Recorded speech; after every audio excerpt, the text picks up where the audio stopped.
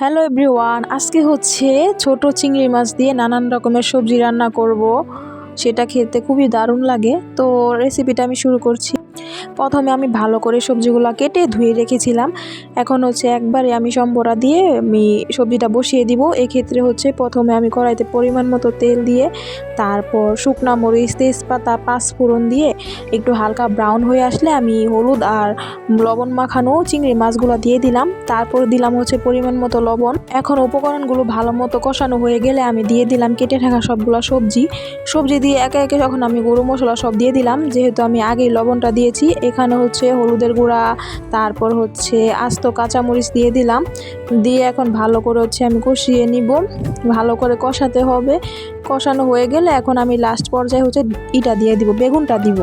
তো বেগুনটা সিদ্ধ হতে বেশি সময় লাগে না, এই জন্য বেগুনটা দিলাম। এবং কুমড়োর ডাঁটা যেহেতু দিয়েছি, কুমড়োর যে পাতাগুলো ছিল ওই পাতাগুলো আমি দিয়ে দিলাম। দিয়ে এখন ভালো করে কষিয়ে নিব।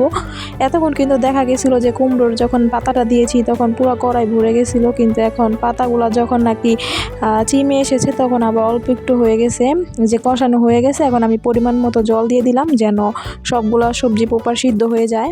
এখন সবজিগুলো যখন মোটামুটি সিদ্ধ হয়ে গেছে তখন আমি দিয়ে দিলাম ধনিয়া পাতা। যেহেতু এখানে আমি নানান রকমের সবজি দিয়েছি, ধনিয়া পাতাটা দিলে একবারেই জমে যায়, পুরোই ফাটাফাটি লাগে খেতে। আর যারা নাকি ডায়েট কন্ট্রোল করেন তাদের জন্য তো পারফেক্ট একটা সবজি। যারা নাকি শুধু সবজি খেয়ে ডায়েট কন্ট্রোল করেন আর কি, এখানে সব ধরনের সবজি যেহেতু আছে, এক্ষেত্রে খেতেও খুবই দারুণ লাগে। তো আজকের রেসিপিটা ছিল এ পর্যন্তই। সবাই অবশ্যই লাইক, কমেন্ট এবং শেয়ার করে পাশে থাকবেন। টাটা।